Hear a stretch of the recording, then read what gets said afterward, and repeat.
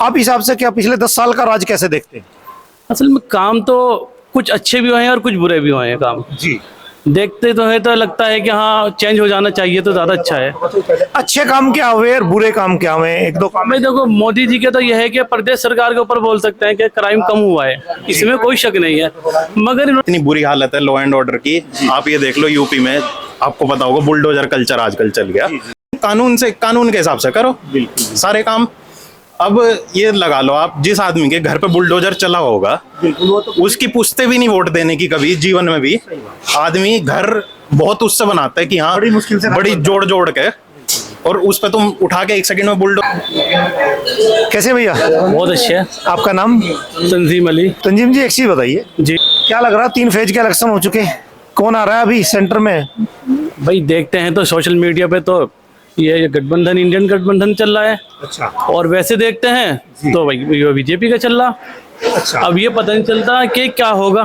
अच्छा, मतलब ये तो अभी प्रिडिक्ट नहीं कर सकते कि हम कौन आएंगे।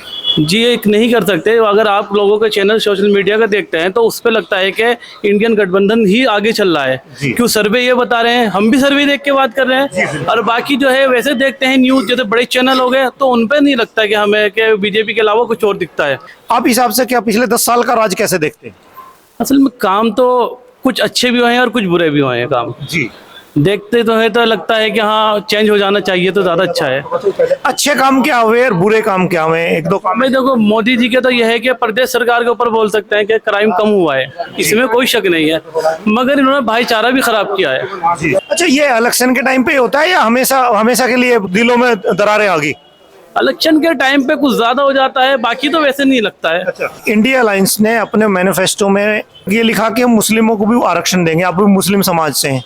जो धर्म के नाम पे आरक्षण अभी तक नहीं था, तो आपके हिसाब से क्या है, ये का इलेक्शन का स्टंट है या देंगे? ये तो पॉलिटिकल स्टंट ही तो हो सकता है। कोई आरक्षण का लगता नहीं कि हाँ ये तो सिर्फ एक वोटरों को लुभाने के लिए ही काम करते हैं। ऐसा लगता नहीं कि हाँ ये कर पाएंगे। अभी इन्होंने एक और बोला कि हर गरीब महिला को 1-1 लाख रुपए दिया जाएगा हर साल। ऐसा है ना, अभी मोदी जी ने बोला था 15 लाख देंगे, वो नहीं मिले तो ये 1 लाख कहाँ से देंगे? ऐसा लगता नहीं कि देंगे। अच्छा, मतलब ये चुनावी वादे, ये मतलब चुनाव के बाद सब भूल जाते हैं। ये जो नाच दे रहे हैं, ये 5 किलो, ये 4 किलो राशन दे रहे हैं, बहुत गलत कर रहे हैं। ये दे के इससे है ना और लोगों को बेकार कर रहे हैं। इसके जगह इन्हें शिक्षा देनी चाहिए, आपने बहुत काम करना चाहिए। तो जो गवर्नमेंट की पॉलिसी, उसमें आपको क्या लगता है कि जो पॉलिसी है वेलफेयर स्कीम्स है खासकर, उनमें ज्यादा फायदा हिंदुओं को हो रहा, मुस्लिम्स को नहीं हो रहा, ईसाइयों को नहीं हो रहा? आपको लग रहा है ऐसा? ऐसा कुछ नहीं है। देखो योजना है, कुछ ऑनलाइन का दौर है। अब पहले तो ऑफलाइन था तो कुछ भी हो सकता था, ऑनलाइन में तो कोई कुछ नहीं कर सकता है। और रही बात, जितनी भी गवर्नमेंट की स्कीम्स वगैरह हैं सब बराबर इसका फायदा उठा रहे हैं, उसमें मुस्लिम हो या उसका देखो एक रिकॉर्ड भी है ना। हम अब 2 साल पहले देखते हैं IPS पिछली बार 43 बने थे हिंदुस्तान में, वो मुस्लिम ही थे। अगर वो ऐसा कुछ होता तो वो 43-44 कितने थे मेरा पक्का ध्यान नहीं है, तो वो नहीं बनते। मैं बताता हूँ, देखो हमारे इंडिया का जो है ना, हिंदुस्तान का कल्चर बहुत अच्छा है। जो यहाँ आता है और जो बाहर जाता है, ये अब से नहीं, जब से हमारा इंडिया बना हुआ है, जब से हमारा कल्चर बहुत अच्छा है। हिंदू, मुस्लिम, ईसाई, सिख सबकी एकता की वहाँ मिसाल दी जाती है। पहले भी दी जाती थी, अब भी दी जाती है, कोई नया नहीं हुआ। हम ये नहीं कह सकते अब नया हुआ, पहले भी वही बात थी, अब भी वही बात है। क्यों? यहाँ पॉलिटिशियन खराब है, यहाँ की आवाम खराब नहीं है। अच्छा, हमारे देश के पड़ोसी मुल्कों से कैसे संबंध है अभी? भाई पड़ोसी मुल्कों से तो हमारे यहाँ अभी संबंध देखते हैं तो कोई ज़्यादा अच्छे नहीं है। भाई चीन से अच्छे नहीं है, उसने हमारी बहुत बड़ी जगह कब्जा ली है। पाकिस्तान तो है ही बेकार, उससे तो हम कुछ कह ही नहीं सकते। आप सब जानते हैं कि उनकी नीयत कैसी है, वो लोग अच्छे नहीं है। तो हम आप 2 ही देश थोड़े ही हैं, बांग्लादेश है, बांग्लादेश है, वो तो किसी गिनती में नहीं है। वो किस गिनती में? बांग्लादेश की तरक्की बहुत अच्छी वो है, इकोनॉमिक अच्छी है, मगर वो ऐसे नहीं है, वो अपने करने खाने में इसी में लगे हुए हैं। आपने पाकिस्तान का बात किया, पाकिस्तान जिस दिन हम आजाद हुए थे, एक दिन पहले हमसे आजाद हो गया था। देखिए, आजाद नहीं हुआ था, वो तो उसका जन्म हुआ था उस दिन। जी जी। आज पाकिस्तान के हालात, पाकिस्तान की महंगाई, क्या उनकी अपनी कमी है या उनके पॉलिटिशियन की कमी है? वहाँ का अगर देखा जाए तो वहाँ का हिसाब क्या है, वहाँ के पॉलिटिशियन यहाँ से भी बहुत ज़्यादा खराब है। हम लोग उनके आगे बहुत अच्छी जगह हैं अब भी, वहाँ की इतनी बुरी कंडीशन है वहाँ की, वो सोचते हैं कि हम खाएंगे कहाँ से। मगर एक मासी वर्ग क्या है, मतलब उसके पब्लिक पे बाहर की ज्यादा है वहाँ की पब्लिक, तो पब्लिक का अच्छा पैसा है वहाँ, वो अपना गुजर कर रही है बाहर से कमाने के बाद। वरना पाकिस्तान में तो अपना कुछ भी नहीं है, वो तो सिर्फ ये है कि परेशानी के अलावा उनका कुछ नहीं है। हम लोग तो उनके सामने बहुत अच्छे हैं। बहुत बहुत धन्यवाद। कि पाकिस्तान के लोग बुरे हैं, लोग कहीं के बुरे नहीं होते, जो बुरे होते हैं वो हमेशा होते हैं पॉलिटिशियन। नहीं, इन्होंने भी पाकिस्तान का बंदा नहीं, इन्होंने भी पॉलिटिशियन ही बोला है, वो बाद में ऐड करा, लेकिन शुरू में नहीं लोग कहीं के बुरे नहीं। अवाम कहीं का बुरा नहीं है। अब जैसे हो सकता है, हाँ, अभी चलो आप यूथ हैं, आप एक चीज बताइए, आपने पहली बार वोट किया कि इससे पहले भी किया था? इससे पहले भी करा है, इससे पहले भी किया। पहले मैं बीजेपी को करता था, इस बार नहीं करा। चलिए, बहुत अच्छी बात है, आपने बड़े फ्रैंकली बोला हाँ है। जी। अच्छा, अगर अपोजिशन आ रहा है, हाँ जी। मतलब अगर इंडिया अलायंस जीत के आते हैं, तो उसमें सबसे जो एलिजिबल कैंडिडेट पीएम का आप किसे मानते हैं? अगर पढ़े लिखे के हिसाब से मैं देखूं तो राहुल गांधी एलिजिबल कैंडिडेट है, पढ़े लिखे के हिसाब से। हाँ, लेकिन अगर जिसे ग्राउंड नॉलेज भी है उस हिसाब से बताइए। ग्राउंड नॉलेज के हिसाब से आप देख लो, उन्होंने भारत जोड़ो यात्रा करी है अभी, तो ऐसा बंदा जो बिल्कुल नॉर्मल पब्लिक के बीच घूमा है, उस बंदे को ग्राउंड नॉलेज नहीं होगी क्या? भारत जोड़ो यात्रा आप ये देख लो, हमारे गांधी जी ने वो निकाली थी, सॉल्ट मार्च, तो उसका ये मतलब ऑल्टरनेट वर्जन बोल सकते हो आप। जब आप ये देख लो, गांधी जी का सॉल्ट मार्च का करने का मोटिव क्या था, उन्होंने सॉल्ट मार्च ही नाम क्यों रखा, नमक वाली? एक तो पहली बात, नमक के ऊपर टैक्स को लेकर था अंग्रेजों से, है ना।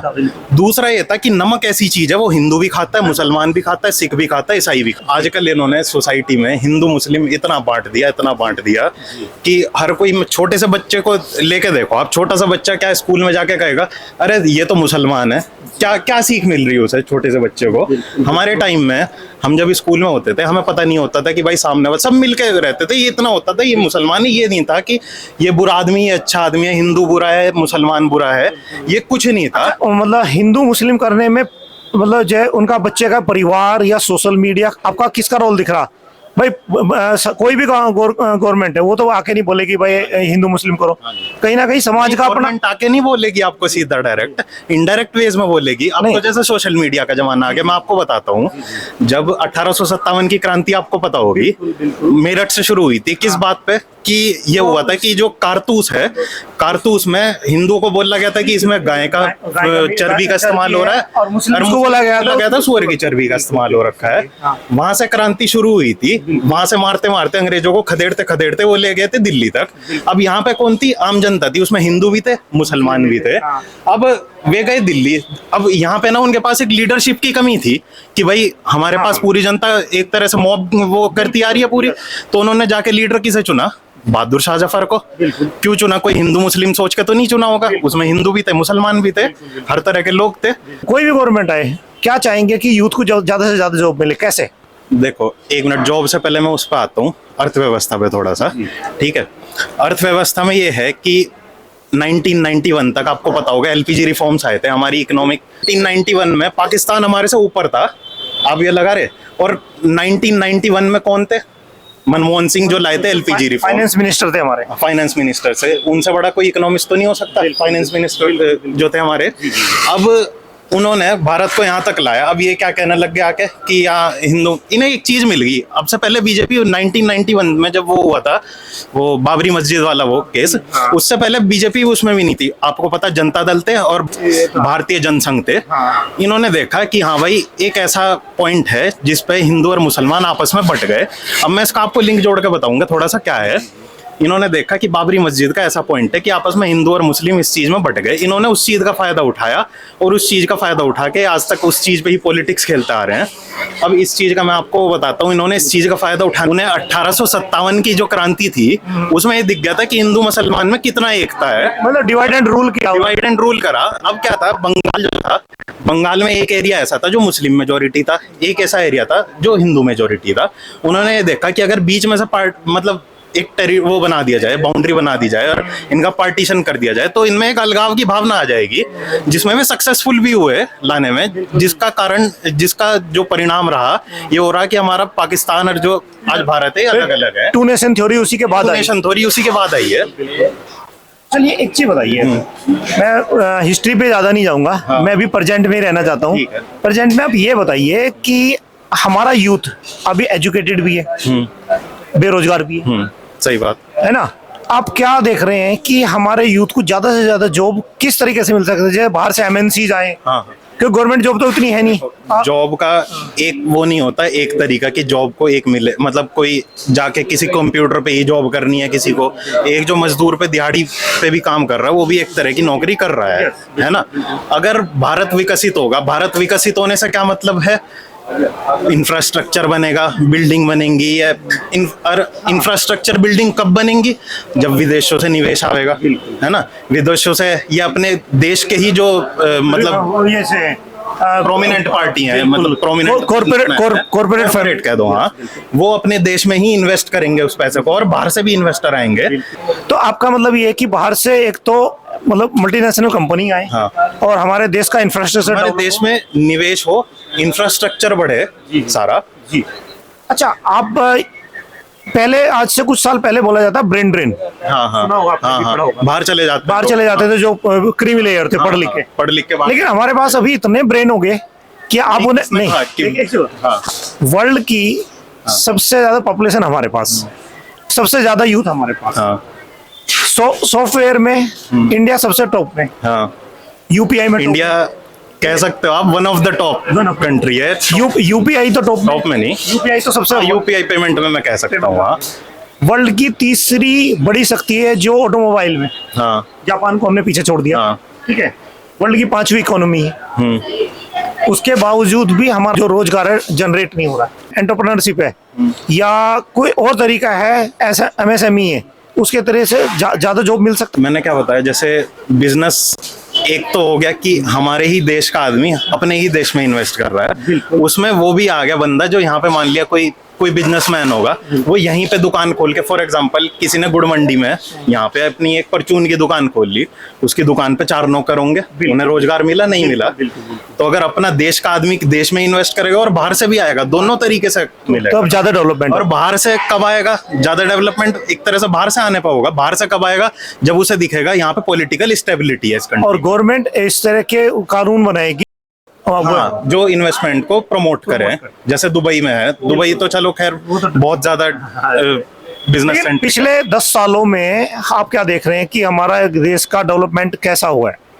पिछले 10 सालों में मैं ये नहीं कहूंगा कि बहुत ज्यादा हुआ है, लेकिन रोड वगैरह के इंफ्रास्ट्रक्चर में मानूंगा कि गडकरी जी ने अच्छा करा है। लॉ एंड ऑर्डर में क्या हुआ?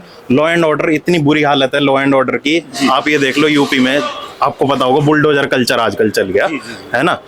अब ये बताओ इसमें लॉ एंड ऑर्डर में क्या बता दूं? लेकिन कुछ लोग बोलते हैं गुंडाराज कम होगा, सुप्रीम कोर्ट को, और उसे कुछ समझ, गुंडाराज कम होगा तो कोर्ट के थ्रू करो ना, ये कोई तरीका नहीं है ना जाके किसी के भी घर पे तुम बुलडोजर चला दोगे, है ना।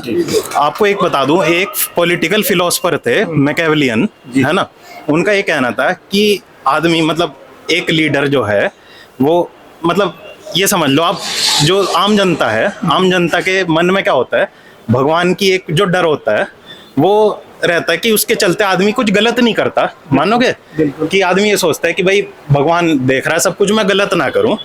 वो कहता है कि इस जनता पे राज जब किया जा सकता है जब ये लीडर इस डर का फायदा उठा लें। अब ये देख लो, उसने एक चीज और कही थी कि आदमी एक ऐसी चीज है कि आदमी अपनी प्रॉपर्टी को लेके और अपनी वाइफ को लेके इतना ज्यादा पजेसिव रहता है कि आदमी अगर किसी की प्रॉपर्टी छीन लो तो बाप के मरने का गम भूल जाता है कभी भी, लेकिन प्रॉपर्टी छीनने का गम नहीं भूलता। अब ये देख लो कि जिस परिवार का मान लिया बुलडोजर चलाया होगा जिसके भी घर में, है ना, बदमाश मान लिया, मैं कानून के हिसाब से करो सारे काम। अब ये लगा लो आप, जिस आदमी के घर पे बुलडोजर चला होगा उसकी पुश्ते भी नहीं वोट देने की कभी जीवन में भी। आदमी घर बहुत उससे बनाता है कि हाँ बड़ी मुश्किल से, बड़ी जोड़ के, और उस पे तुम उठा के 1 सेकंड में बुलडोजर चला दो, कोई वो नहीं। बुलडोजर चलने के बाद कोर्ट में कार्रवाई हो रही है, कोर्ट में हियरिंग चल रही है उसकी, तो कोर्ट का तो फिर मतलब ही नहीं कुछ रहेगा। आपका कहने का मतलब ये कि जो भी जस्टिस मिले कानून के थ्रू मिले, संविधान और इतने आईपीसी सीआरपीसी हमने किस लिए बना रखे हैं? ये खाली किताबों में रखने के लिए थोड़ी ना बना रखे हैं। चलिए, बहुत बहुत धन्यवाद आपका।